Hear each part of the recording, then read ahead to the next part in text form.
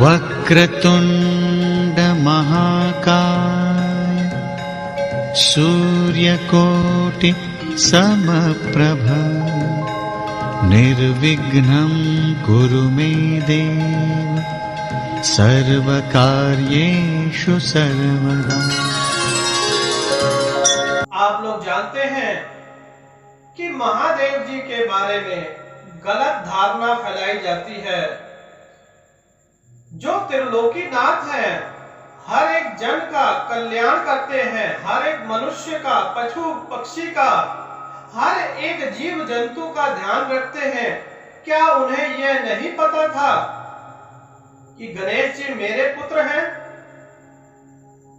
जानते हैं आप लोग, ये कथा है श्री गणेश भगवान के जन्म की। कथा इस प्रकार से है कि माता पार्वती एक दिन स्नान कर रही होती हैं। उस समय द्वार से महादेव जी आ जाते हैं। माता उस दिन बहुत दुखी होती है और अगले दिन जो हम लोग बुकुआ लगाते हैं, जिसे सरसों कहा जाता है, सरसों से, गोबर से भगवान श्री गणेश को बनाकर और उनमें प्राण डाल देती हैं और कहती हैं कि इस द्वार से मेरी आज्ञा के बगैर कोई भी इंसान अंदर ना आ सके। माता ने बनाया था, प्राण तो महादेव जी ने दिए थे। महादेव जी भी जानते थे कि ये मेरा पुत्र है, लेकिन जब तक लीला नहीं होगी तो संसार की रचना कैसे होगी, संसार आगे कैसे बढ़ेगा। जब महादेव जी आए और गणेश जी ने प्रवेश कराने से रोक दिया तो भयंकर युद्ध हुआ। क्रोध में आकर त्रिशूल से महादेव जी ने गणेश जी की गर्दन काट दी। अब माता पार्वती को इस बात का पता चलता है कि मेरे पुत्र श्री गणेश की हत्या हो चुकी है। माता अपने विकराल रूप में आ जाती हैं और क्रोध में आकर कि मुझे किसी भी हाल में गणेश जी जीवित चाहिए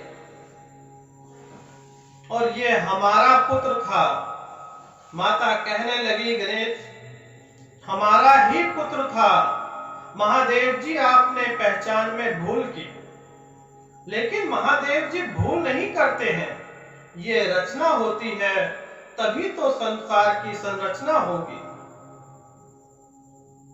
महादेव जी कहते हैं कि आप धरती लोक पर जाइए, प्रथम आपको जो भी मिले उसका सर ले आइए।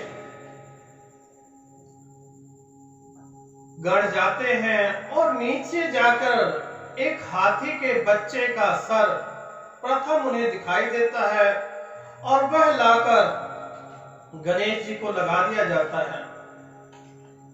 तो इतने विज्ञान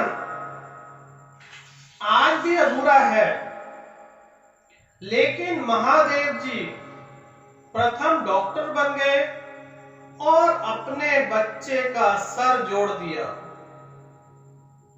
ये किसी करिश्मा से कम नहीं था।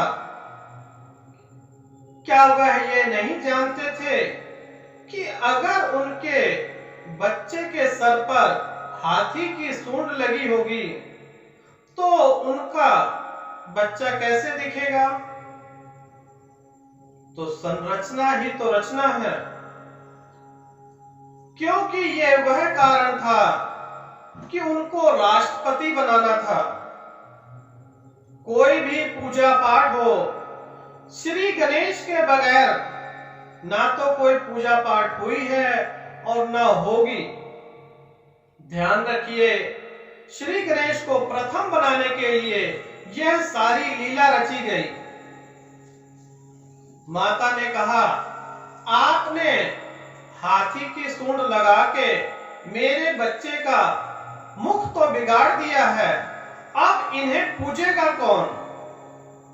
तब सारे देवों ने और महादेव जी ने मिलकर यह कहा कि सर्वप्रथम श्री गणेश की वंदना जहां कहीं भी होगी वहीं पर हम लोग विराजमान होंगे, अन्यथा हमारा उस पूजा से कोई लेना देना नहीं होगा।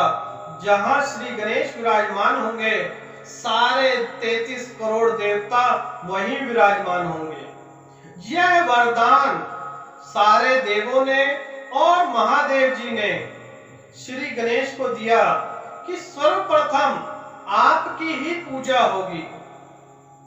जहां पर श्री गणेश की पूजा होगी वहीं पर 33 करोड़ देवी देवता विराजमान होंगे। तो कथा के माध्यम से आपको क्या सीखने को मिला? कि लोग मन गढ़ंत कहानियां बनाते हैं और कहते हैं कि श्री गणेश जी का जानबूझकर हाथी की सूंड लगाई गई और जो अपने पुत्र को न पहचान सका वह दुनिया में क्या भला करेगा। तो ध्यान रखिए भाइयों, महादेव जी को हर एक क्षण गण देव सबकी चिंता है। जब सृष्टि का निर्माण हो रहा था, जिस प्रकार से राष्ट्रपति और प्रधानमंत्री रक्षा मंत्री होते हैं तभी संसार चलता है, उसी प्रकार से राष्ट्रपति की गद्दी खाली थी। जब तक गणेश जी वहां पर विराजमान नहीं होंगे तो इस सृष्टि का संचालन कौन करेगा?